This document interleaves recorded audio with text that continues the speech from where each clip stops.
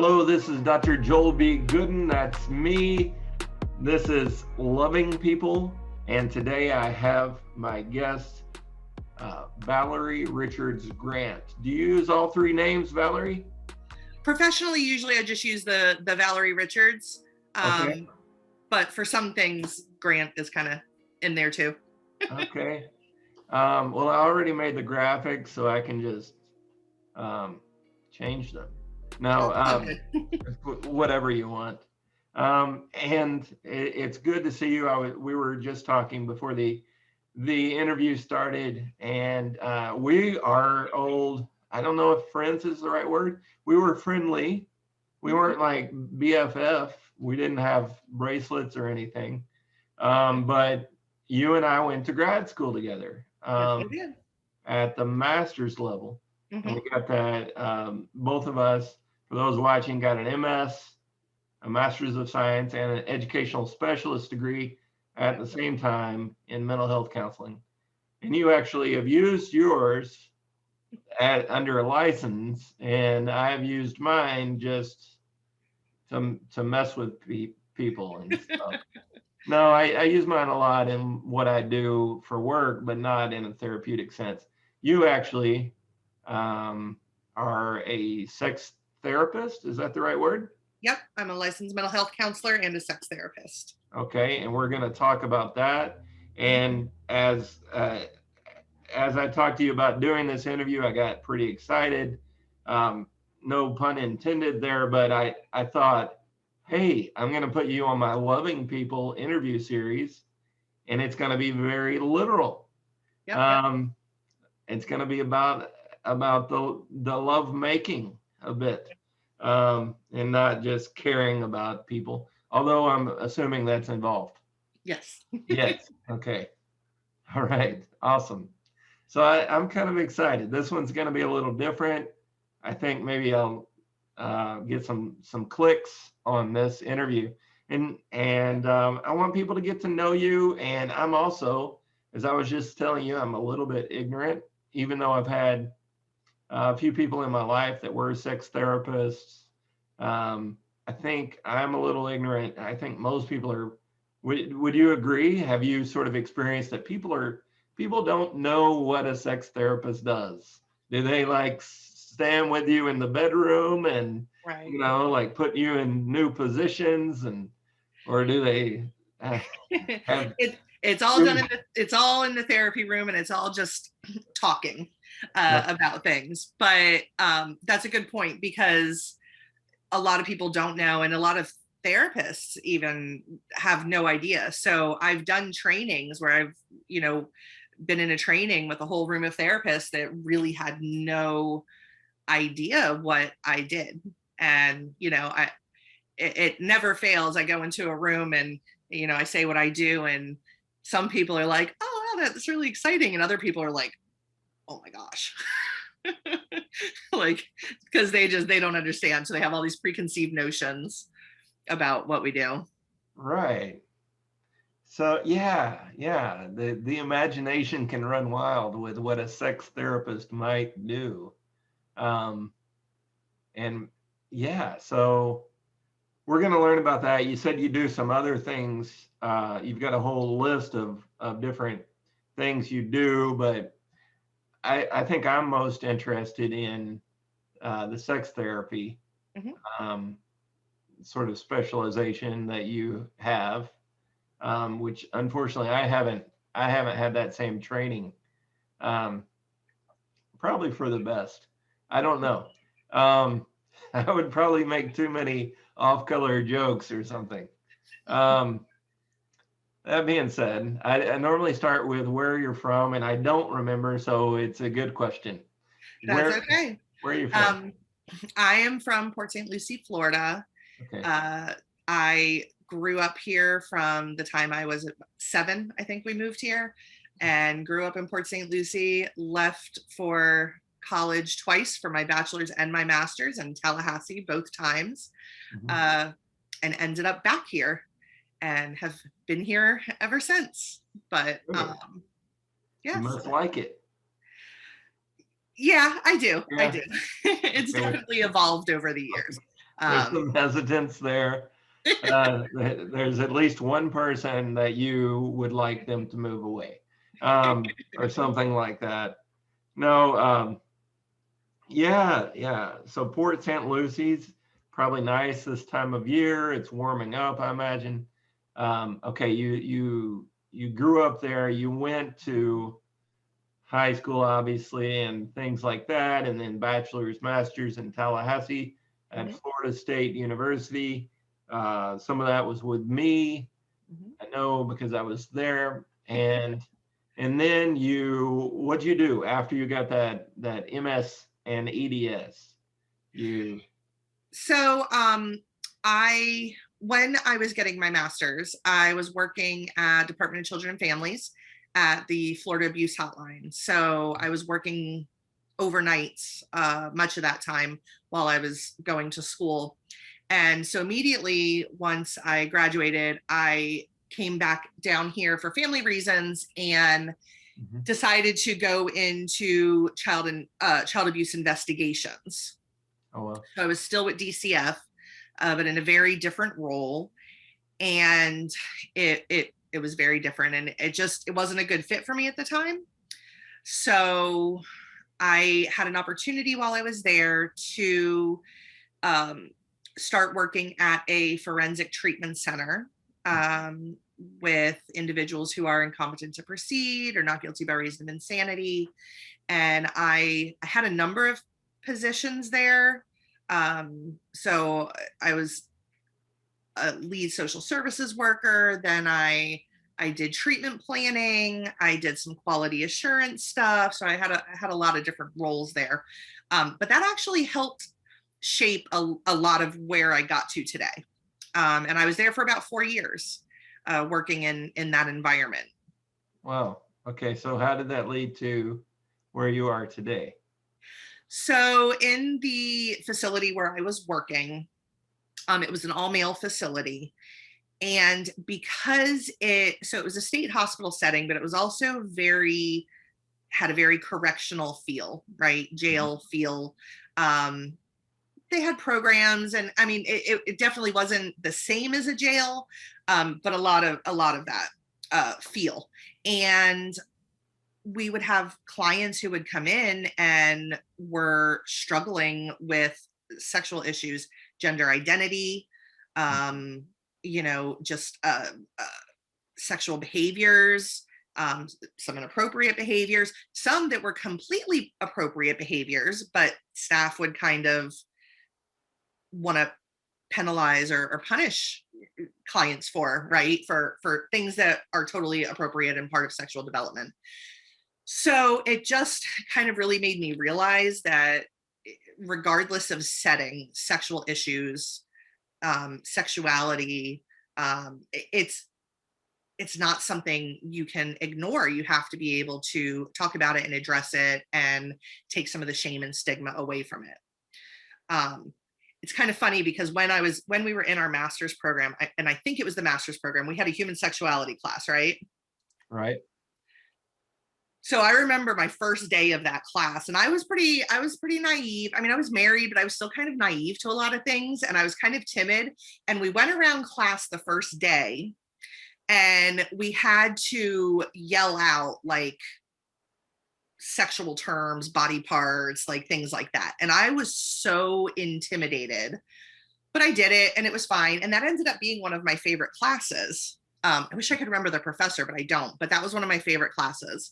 And I use that now a lot of the times, that activity when I do trainings with groups, because it gives people kind of a chance to check in with where their own comfort level is related to sexual issues, right? Or terminology and things like that.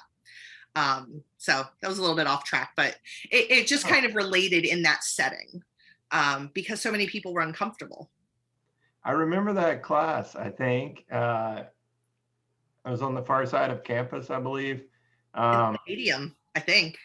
yeah, and I remember doing a presentation, and the presentation had to do with sort of I don't want to be careful how I say this, but it was it was a different time. We're talking 2004 to 2006. Mm-hmm. So it was probably in 2005 or so. And I remember studying men that were in prison, or I did a presentation on men that were in prison and sort of took on a new sexual orientation. I'm not sure which word I'm supposed to use right now. That word keeps changing. Right? But Sexual orientation, like who they're attracted right. to. There weren't any women around, and so for a while they, or at least given the circumstances, they explored some new options. I yeah, you can correct that wording if you like. Feel free. Right. Well, orientation would be like who who they're oriented to, who they're attracted to, who they but that doesn't mean it's, some people can explore, but it doesn't necessarily mean their orientation has changed as a whole. Thank you. You're the one that knows the words. And I'm supposed to know these words, but yeah. I appreciate you helping me out because sometimes it gets a little complex these days. So yeah, I remember that class and I remember that presentation, and that's sort of maybe some of the type of people that you were working with in the correctional facility, all males, correct? You said so, and so that sort of alerted you and interested you. Yeah. Okay. Because I felt like it was something that issue was seriously being neglected in those settings. For example, if there was someone who identified as female who came into the facility, they weren't allowed to really present themselves in any way as their identified gender, right? Mm-hmm. So they had to, one person wanted to have a bra with them and bring that in as part of their personal belongings, and they weren't allowed to. Mm-hmm. Issues related to showering. They didn't want to shower with, in the same area as other male clients or residents, and just a lot of issues like that came up and really needed to be talked about and addressed. Now, it wasn't until a while later that I started exploring this specialty while I was working there, mm-hmm. but I didn't actually pursue the postgraduate certification until after I had left there. But it just kind of got those wheels turning, and kind of made me start thinking, like, what other trainings are out there where I can become more aware, I can help others be more aware, and I can really hopefully effectively help treat clients that are struggling with some of these things. Mm-hmm.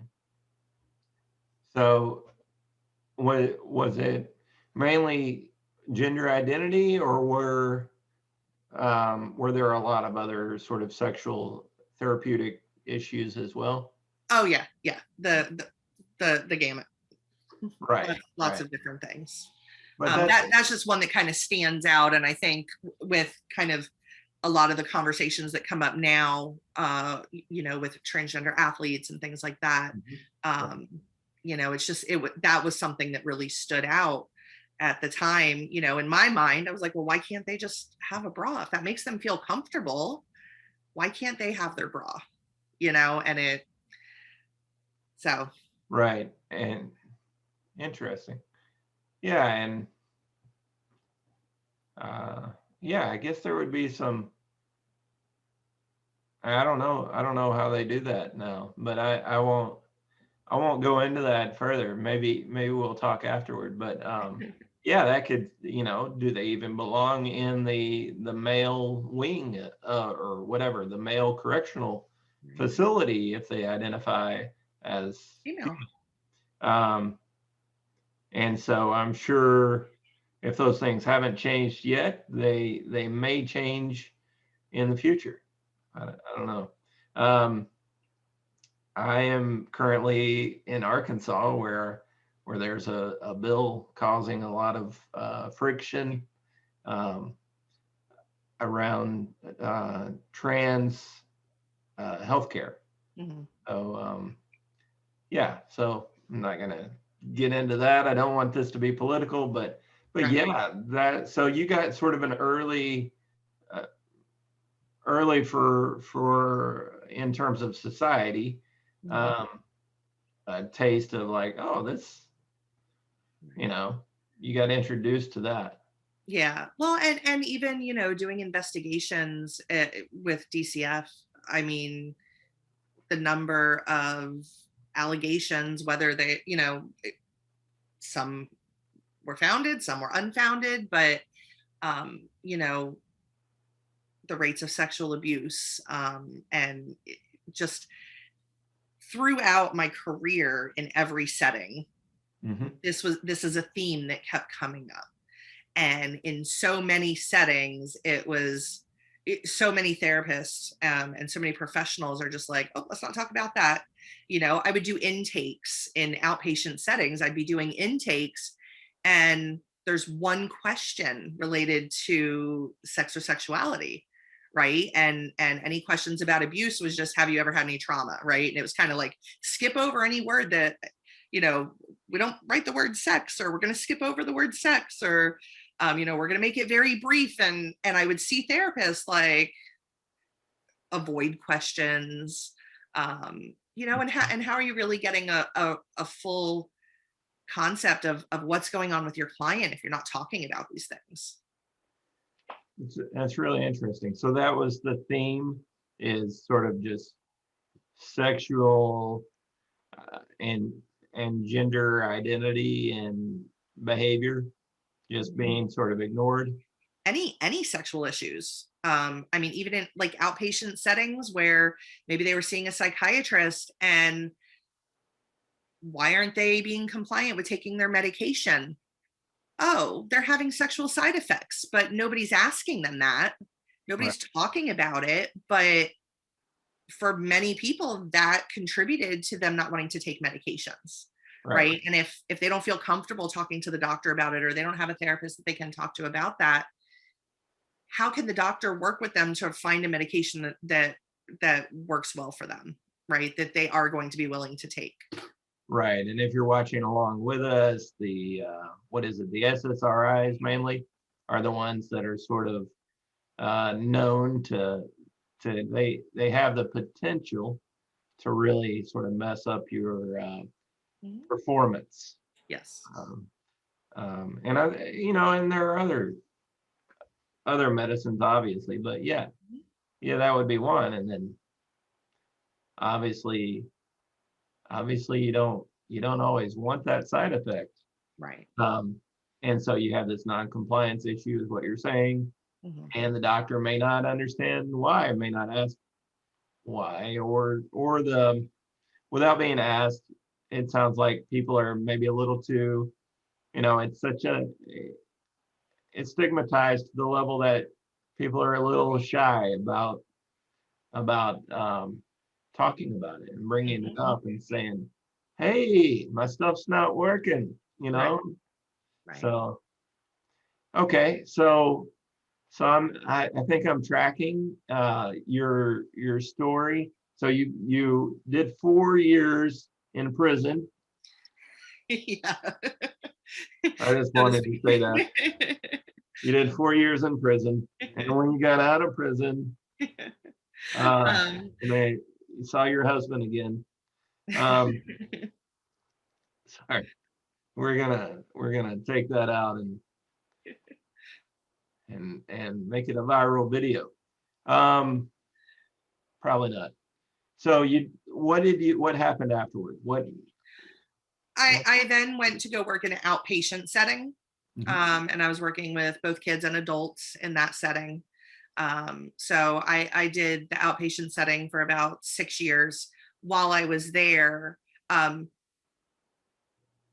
so I had done the 4 years at the forensic center, and then 6 years there. While I was there is when I finally decided to pursue licensure. And that was, I'm trying to remember, I got licensed, I think, in 2014.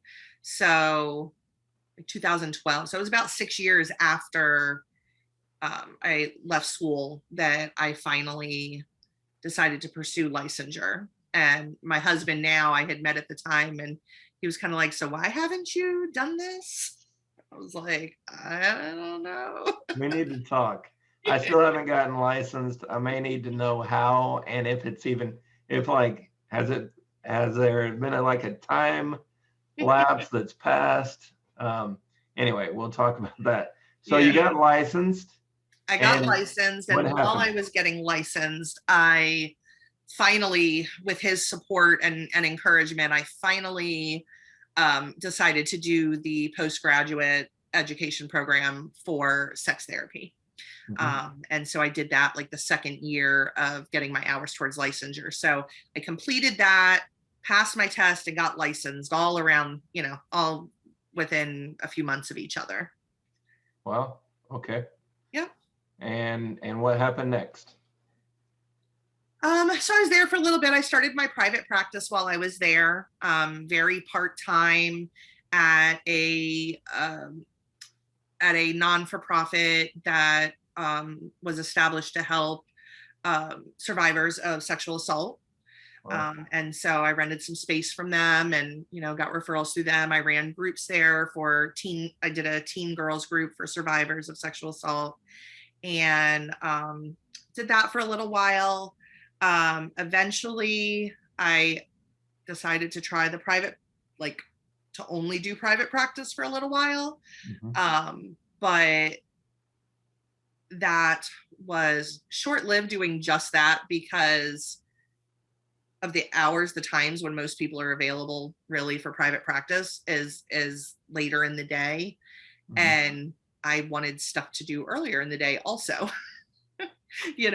So I was like, well, what's an area that I'm not, I don't feel as strong in, and I want to learn more about, and I want to kind of delve more into that. So I went and worked in substance abuse for a little while and kind of expanded my skills and learned a lot, but decided substance abuse is not an area that's not my primary focus. I like dealing with a lot of the behavioral addictions. I do really like working with that, but like the substances and in the substance abuse setting. So I work with addictions in my private practice sometimes as well.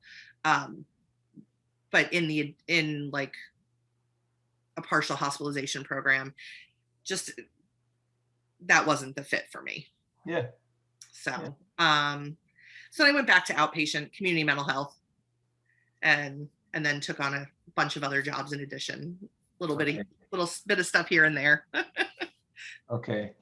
Yeah. So you said you're working now you work with the school a little bit. Yeah, I work with a nonprofit agency that offers, a variety of services, but what I do is school-based services. So I'm in an elementary school, and they get out at like 1:50.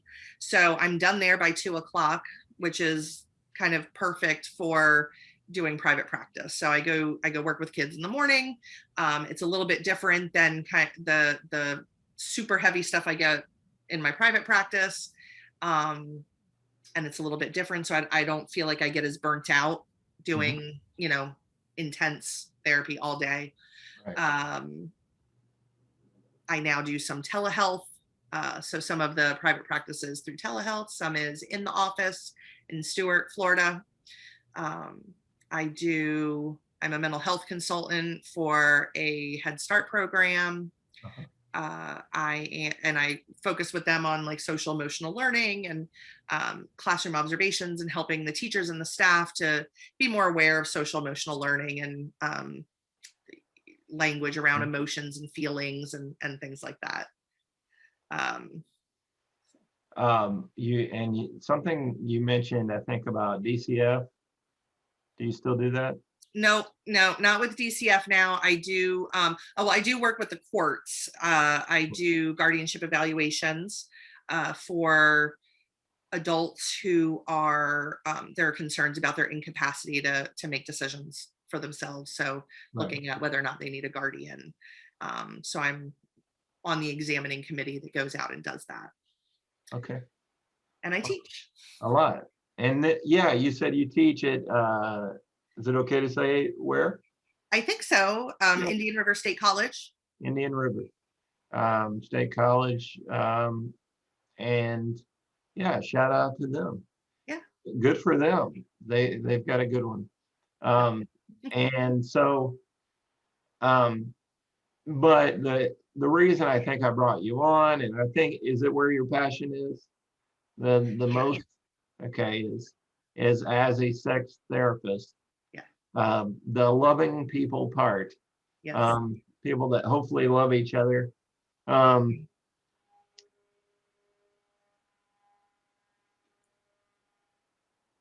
Sorry, there's just like some big horn outside. I don't know if you could hear that. I'll cut that. Probably not. I'll be lazy and but yeah, I just heard this like foghorn sort of sound. But I was trying to figure out what was happening. Kind of high. Yeah, foghorn. Just random. So I was about to ask about, I think I like to cover sort of how you got to where you are. And we did that. So I wanted you to tell us, and we talked about the ignorance, and I don't like to talk about my ignorance very much, but I want you to fix it. I want you to fix my ignorance. Tell us what does a sex therapist do? So a sex therapist basically works with clients on issues related to sex, related to sex with your partner, masturbation, issues with pornography, connecting with your partner, gender identity dysphoria related to gender issues. So pretty much anything that can kind of be related to sex or sexuality is what we focus on. And it is talk therapy, just like going to a mental health counselor, social worker, marriage and family therapist. The difference is that sex therapists have additional training, additional supervision in working with clients on sexual issues. And I do want to clarify too, I'm a sex therapist for Florida, so I meet all the requirements for Florida. I was a few hours short of ASECT criteria. So per ASECT, the national standard, I'm not, but in Florida, I am able to call myself a sex therapist as long as I've completed the education. I did a lot of supervision beyond that as well. I just never, it'll probably be like my license. Eventually I'll finish it and it'll be done. If you're outside Florida and you want sex therapy with I don't know, what do they call you? Mrs. Valerie? Or yeah, Valerie. Valerie? Yep. Then you're going to have to encourage her to get this ASECT thing, which is probably just a few more hours away. It really is. It really is. So if you're, so like, tell me, what would some people be thinking if they were like, you know what, I might need to see a sex therapist? What are some of the things a male or a female, or a non-cisgender person perhaps might, be thinking? Like, what are they going through in their life that they might suddenly Google sex therapist near me or something like that? So a lot of times, I'd say some of the more common issues that people come to treatment for are infidelity. If a marriage or a relationship has maybe reached a point where there's some kind of inconsistency, or it's not feeling equal as far as sexual desire. A lot of times couples come in and they want to kind of get on the same page with frequency and feeling connected and feeling close to each other. And so through sex therapy, we can kind of talk about some things that may be contributing to why they're not feeling that, and work on ways to help them, become more connected and feel more connected. Right. Issues with, anything that I would classify as like an out of control sexual behavior. And that just means that it's out of control for them. Right. So something about sexual issue for them that is feeling out of control. So it may be causing a negative consequence or impact in their relationship. It may have caused a negative consequence or impact legally, in a work setting. So typically it's impacting their life in some way. And that tends to be what prompts them to come for treatment. Right. And that's a lot of the way that we sort of identify a disorder is not necessarily, it's somewhat subjective to the individual. If it's causing significant, substantial problems for you, the individual, then it could be at a disorder, or at least a level that requires maybe some treatment, some help, support. Right. And so it might not, what is disordered for you, I hate to, well, I'll do it. The kid, I don't know if he's a kid, young adult in Atlanta, the recent shootings, that I don't know what they've decided regarding Asian hate, but it appeared that he had some very sort of, and I don't want to upset anybody if this is wrong, it's wrong, but I know there are people like this, whether his story is true or not. There are people that have maybe a very religious, conservative type of history, which can lead to a lot of guilt in sexual processes. I don't know how I got to that. What was I saying? We were talking about disorders, and I guess I just decided to bring him up. Where I guess for him, going and having sex with somebody that he maybe wasn't married to or was paying or whatever, for him that was very upsetting, where for other people it'd be just like, that's Friday, I guess, to other people. But for him, and I understand, because I know a lot of people that grew up in that similar sort of Bible Belt way of thinking about sex. Not that it's bad, but it's sort of more reserved, more, I won't get into all the things there, but is that an appropriate? Did I just go way off track, rabbit trail? No. Because I think what you're getting at is that, like, culturally different areas maybe have much more conservative views. And so something that may be viewed problematic in one area, somebody else may not feel that way. I actually had a conversation with somebody about that recently. Pornography, in many ways can be helpful, can be a very positive thing in a relationship. What tends to happen is, if we're talking about, say, a couple, right? If both people are on board and kind of have similar values and views on it, if one partner's like, yeah, sure, you can watch pornography, I don't have an issue with it, and it's not independently interfering in other areas, right? Like, so it's not excessive, it's not something that they're not able to control, and it's just a matter of their outlook on it. They could agree that this is okay in our relationship, and it can be perfectly fine. There could be another relationship where one partner is, has much more conservative views and is just very adamant against it. And so a big part of therapy is, is there a common ground here? right?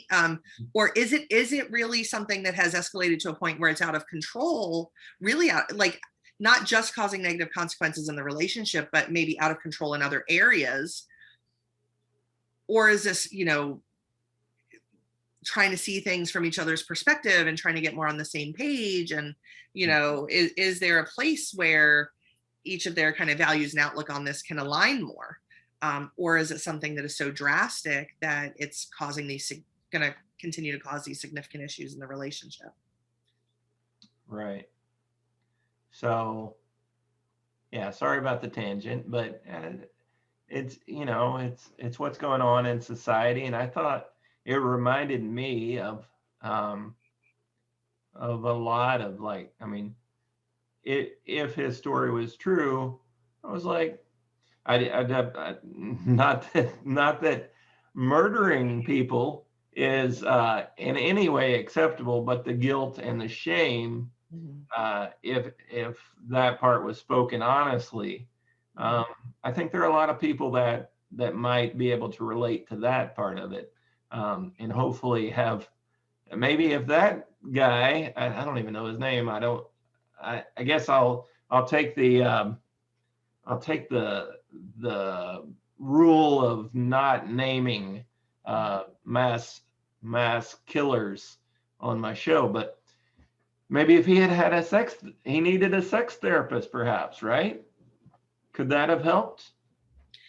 Yeah, I mean, I think if an individual is able to recognize that something is out of control for them and has desire to try to work on improving it, I mean, that's with any therapy, right? If there's a desire to address what is causing you distress, that's one of the most important things for therapy to be successful. Right. So yeah, I mean, and guilt and shame are very much tied into with the out of control sexual behaviors, right? If there's a behavior that somebody is, for him, perhaps, I haven't delved too much into that story, but let's say somebody goes and visits that kind of setting one time, and maybe for them it wasn't a great choice, but they're able to say, you know what, not my thing, I don't want to do that again. Somebody else might say, well, I don't want to do that again, but then the thoughts and urges and things escalate, and they're not able to stop them from acting on that, right? So in this particular scenario, perhaps this person didn't feel like they were able to not act on this, and and then it ties into the guilt and shame, and guilt and shame often will propel more of that same behavior, right? So the guilt and shame you experience after engaging in the act then drives more thoughts, more urges, acting out, guilt and shame, and it just kind of continues in that, in that kind of pattern. You didn't see, I didn't put that on the list of things we'd talk about. I didn't see it coming. So sorry for the curveball. That's but okay. That's okay. It is, it's something occurring right now that, I don't know. I'll let other people investigate that story and find out whether his words are true and all that. But I think it's still a scenario that was useful. So couples, do you have a lot of individuals or mainly couples? Both. I work with, I get a lot of individuals, and I have a lot of couples that I work with as well. Sometimes couples come in early on in the relationship because they want to address things before they get bad, which is wonderful. I actually offer a premarital sexual counseling.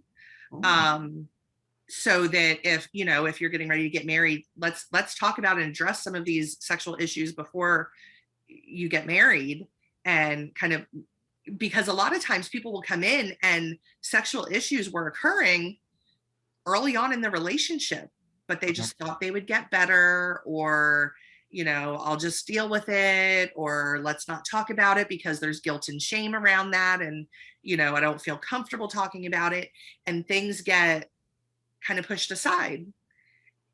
And then years later, it's still an issue.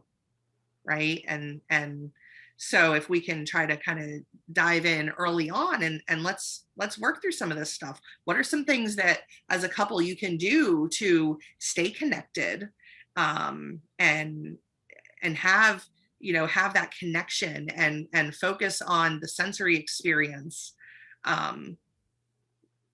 rather than it just always being about, just the physical aspect of having sex. Yeah, you had mentioned sort of having sensationally focused dates, I think was one thing that you wanted to talk about. Can you tell me Yeah. more about what that involves? And, Yeah, and how absolutely. do I get one? No, Well, you can actually do one on yourself. Tinder. Oh, I can have one by myself. Sensei dates can It be is an Friday, individual so act. Sensei dates can be an individual act, or it can be with a partner. And it's one of the core things that I use when I work with couples.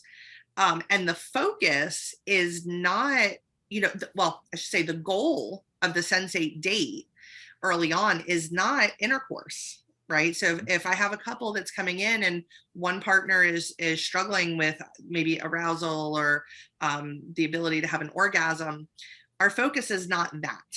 Our focus is, let's get the two of you connecting with each other, connecting with each other's bodies, making it a sensory experience.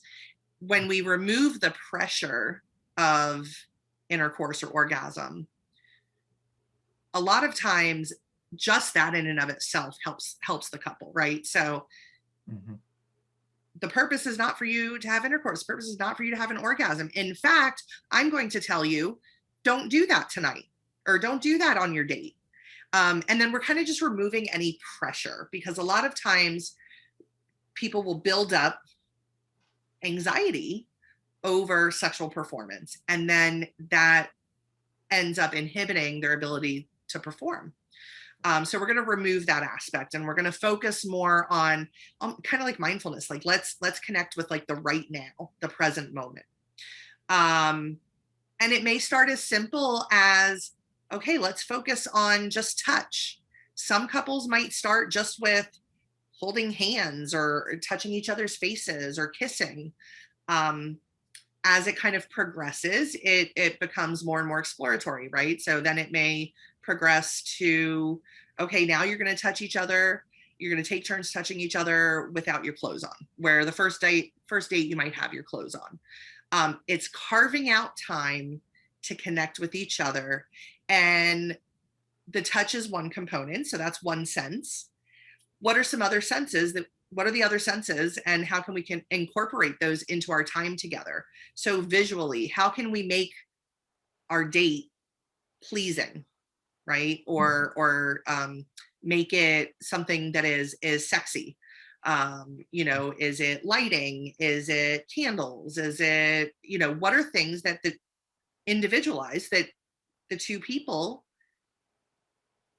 are interested in seeing? Taste wise, right? What are ways that we can incorporate taste into a sensate date? So it's just going through the five senses. The most important one, of course, being the touch, but also using the other senses to kind of help them get in the moment, kind of get out of your head and get in the moment. Right.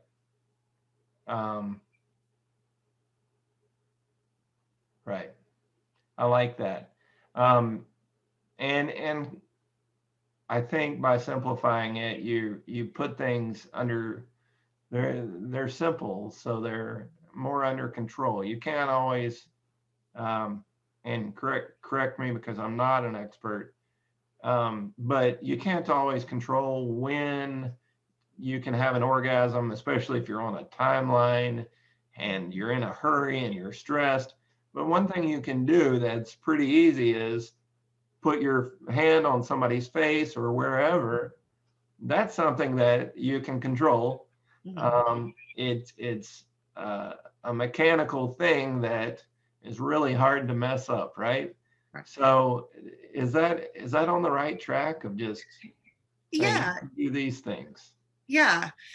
And the other aspect of it, so I often will assign couples to do those things, to touch more in between their dates, but their dates is actually time that they're deciding that they're going to take an hour and they're going to set it aside twice a week. If it hope the preference is twice a week, if they can make that happen, right? Mm-hmm. So twice a week, you're setting aside an hour, and each of you are going to spend a half hour touching each other, right? So first half hour, this person's going to touch this person, and then the next half hour, it's you know, you're going to switch it, and you're not talking during that time because you don't want to focus on that piece, right?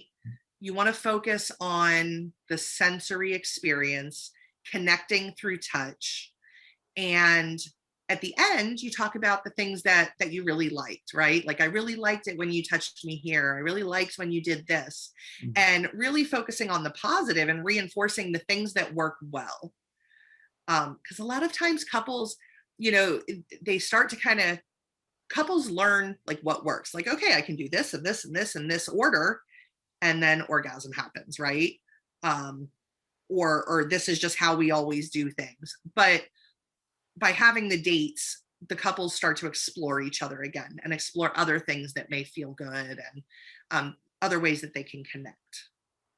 Is that a pretty big problem? Just lack of, and I know lack of communication is a pretty cliche thing to say, but I mean, sort of like a debrief communication, like, so how was that for you? And sort of, what did you like, what did you not like, and sort of a feedback loop, you know, of and then we can modify the process next time. I didn't like it when you pinched my nose. I don't know why you're doing that during your sensate date, but you know, let's say that. Yeah, okay, I won't pinch your nose next time. Whatever you're right, but during that time right after, the focus is what did go well, not the what didn't, because we don't want either person to feel any kind of like negative, right? We want to keep it a positive experience. So that's a conversation to have later, absolutely. But during that time, we want to keep it focused on, I really liked it when you did this, or I really liked it when you did that, to help reinforce the positive things. Of course, I would just say, I really liked it when you weren't pinching my nose. But you're saying don't do that. No, that's good. I think I just created a new fetish for someone. Paraphilia, right? And I've taught about paraphilias, but not enough. They're really interesting, and maybe we'll do that in a follow-up. I don't know if we'll get to that today, but maybe you can tell us some of the interesting things you've seen. What else? Where do you want to go from here in this conversation? Well, I'd like to maybe talk a little bit about the importance of touch. Okay. And how that plays into these dates. And it's something, you know, something I usually tell clients kind of early on, just to help with kind of understanding some of the basis for these activities.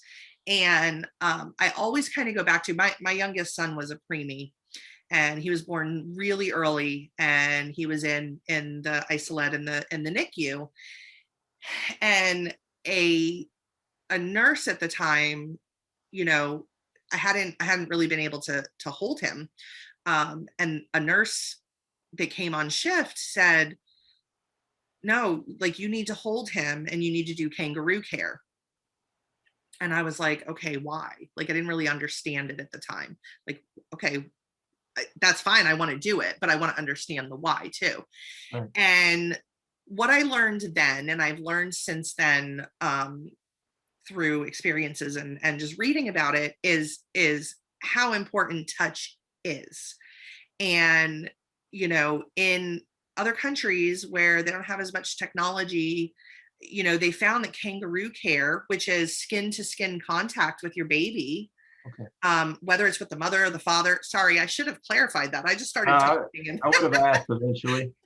So the kangaroo. I don't own a kangaroo, so it's essentially like think about like a kangaroo, right? Like, so I'm going to set the baby right here on my chest, right? And you know, like, I kind of under the shirt or whatever. And so the baby, you're kind of holding the baby close like a mother kangaroo with the baby.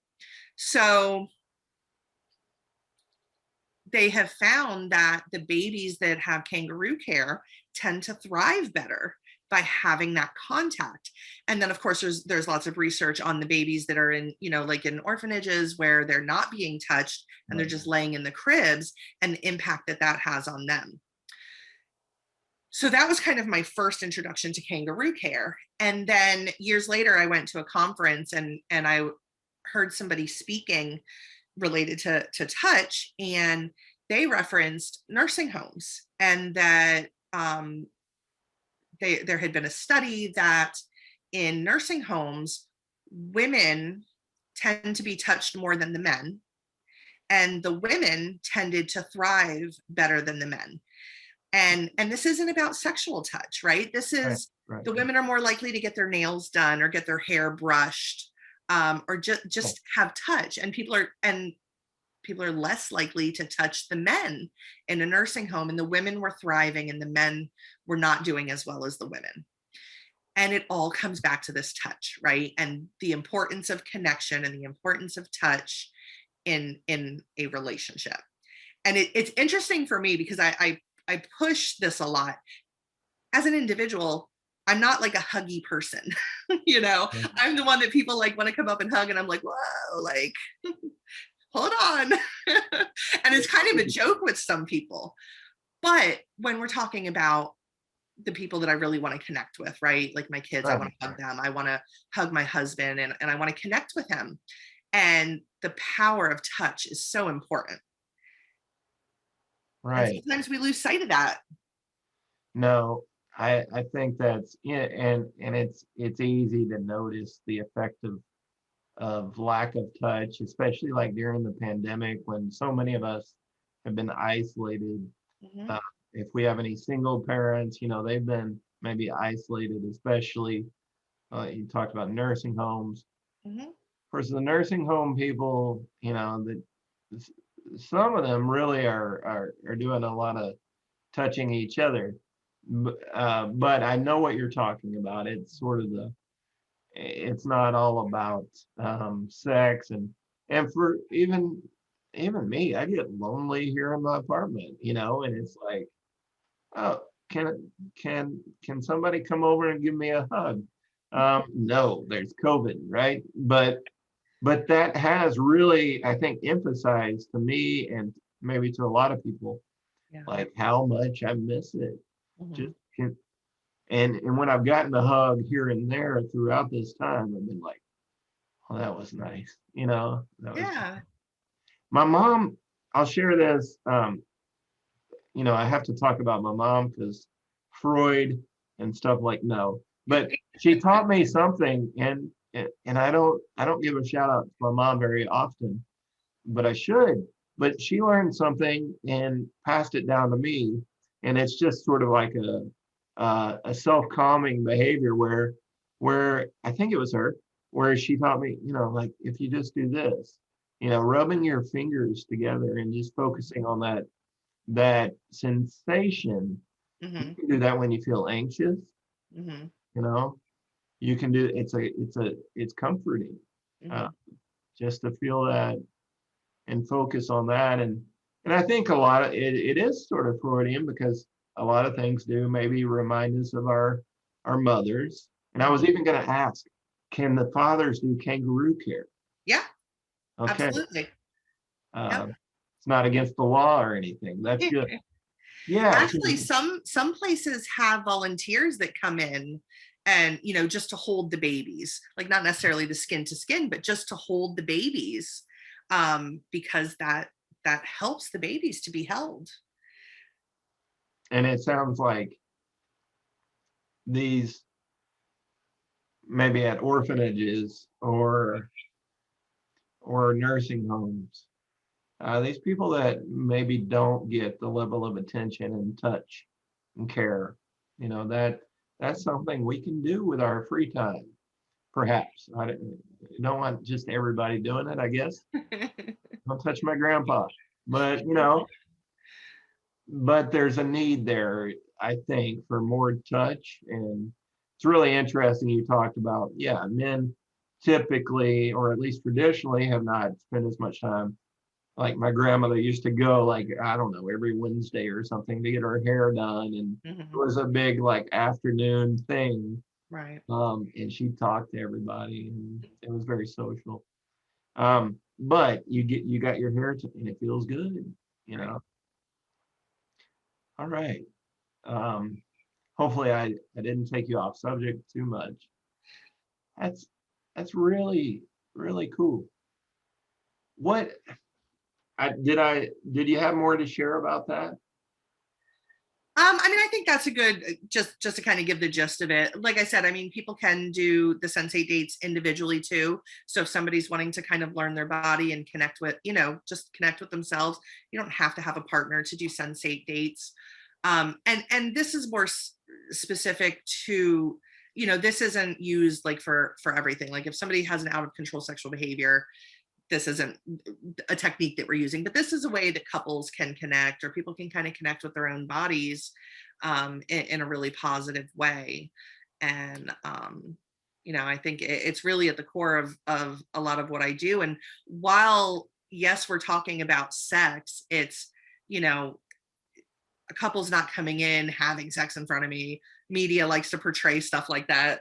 I think there was like a Grey's Anatomy episode. It might have been like last season, and there was a couple on the episode, and they had like the iPad, and they were working with their sex therapist, and it was like I think they were doing something while the sex therapist was like watching. I was like, what is this? This That's isn't what I do. This is why people don't understand. that's next level sex therapy. Um, So yeah, what you said sort of it reminds me of do you and this is gonna date us a little bit. It's gonna age us. The movie Pleasantville. Do you recall that movie? I I'm not great at remembering movies. I do remember it, and I kind of remember the concept of it. I just remember speaking of sort of people that might have this sort of sensate date alone. There was a female that had not achieved orgasm, I think, before ever, and she was sort of exploring her body. And I think, um, I don't know, I think they did a lot of sort of artistic stuff in the movie, and I think the I don't know, there was something about like a fire or something like I don't know. The imagery was really, and I'm just recalling that this woman was sort of realizing, oh, that feels good, Mhm. and I think that's important for males and females to understand what feels good. Uh, Mhm. so I don't want to keep you too much longer. You can always come back, Okay. um, but I wanted to ask if there were maybe ish, three to five things, big things you really want to tell our audience to here are some things to remember. Here's what you need to know about a sex therapist, or here's something to make sure that I want everybody to know this sort of thing. Mhm. You have any of those things that you could sort of give us to as sort of take home messages, Okay. Okay. take to the bed Um, messages, okay. or take to the bed messages. Um, I think number one is the importance of touch and connecting um, with a partner, and tying into that, the second one would be making time for each other, right? So if you're in a relationship, even if you're not feeling like there's a problem, right? Like kind of in the beginning, make sure you're making time to connect with your partner intimately. Mhm. Doesn't have to mean one or both or having an orgasm, but connect with them through touch intimately. Um, and set aside the time to do that, because that's important.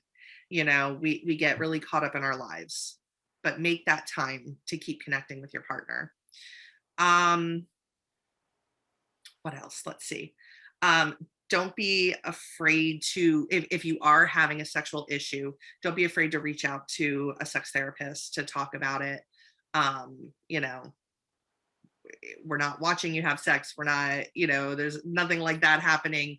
It's really just to talk about it and figure out what are some of the things that you're struggling with, and let's try to come up with a plan to address those, and so that you are able to feel better about whatever is going on, right? Or to improve whatever's happening, and feel more connected or feel more positive. Um, Talking about sex is not a negative, right? And we really need to try to shift the narrative of how we talk about sex from it being shame based and negative and biology based to it can be a really amazing pleasurable thing, and you can achieve that. um but we have to start to talk about it in that way. Right. I wanted to uh, I wanted to ask sort of what's at risk of not getting our sexual self. I don't want to say satisfied, but of not attending, paying attention to our sexual self, and if there's an issue, taking care of it, or if we're in a marriage, Mhm. um, being intimate. What's at risk? What have you seen, or what do you know in terms of research? Um, why is this so important? Well, I see a lot of people who come in and are very um, depressed, sad, frustrated, anxious, um, angry, or irritable because they've been dealing with some of these issues sometimes for so long. Um, when we're talking about a couple, sometimes by the time a couple comes into therapy, sometimes they're like on the brink of divorce, like it's a last ditch effort to see if they can save the marriage. And sometimes at that point, some of the things that might have been helpful a year or so prior, they might not mentally be in the headspace at that point to be willing to even try. um so it is very can be very damaging and challenging to a relationship. And it can be very damaging and challenging to our own mental health if we're not addressing these things. But it sounds like sort of taking a preventative sort of mindset. Mhm. Let's we don't have any problems, but let's go ahead and figure out a plan instead of waiting until everything is in sort of typical marriage problems. Let's build our marriage, develop it while it's even good or okay, instead Mhm. of normally when people go to marriage counseling, by the time they get to marriage counseling, their marriage has very little chance of success because they've let it be it's so damaged at that point, and so much, yeah, pain and damage that it's really hard to put back together at Mhm. that late point in time. It's did you have anything to?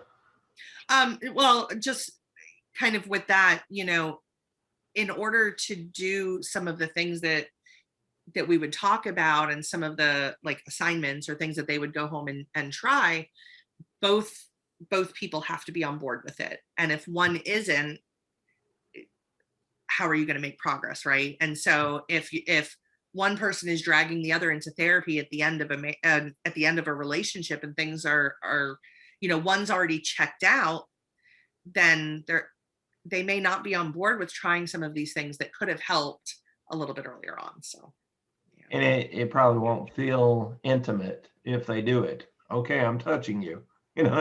Be like pawing at you. It's not, it doesn't have that energy or that feeling of connection probably. Um, and I imagine, they say, what is it? What are the main causes of divorce? Is like money normally, and I think sex is up there in Hmm. top the top reasons. And So, communication. And I always tell my clients, sex and communication go hand in hand. right. So in terms of sort of the theme of, I always like to relate the talk back to the theme of the series, which is loving people, people that I love and people that can love each other better. It sounds like you're helping people love each other better. And there is that, I'm glad we sort of got to talk about the physical component. Obviously, without the emotional component, it does feel maybe more like that mechanistic pawing. Somebody that, is just going through the motions means a whole lot more when you actually care about each other and feel that intimacy. Mm-hmm. But I think one thing we can do, based on what you said, in order to love each other, you don't want to love on everybody this way, but with a partner, consenting partner, you want to take time out for them, touch them, not even only in the bedroom, but just a hand on the back, grabbing their hand and holding it somewhere. Yeah. A lingering kiss before you leave or before you get home instead of a pet. Like little things that you can change. And among those of us who, we may not have a partner right now, if you don't have a partner, if you can hug a friend or have a friend hug you, that can really make somebody's day, Mm-hmm. especially during the pandemic when we can't always reach each other. Obviously be careful. Mm-hmm. Find somebody that's vaccinated to give you a hug. But yeah, I think that's excellent.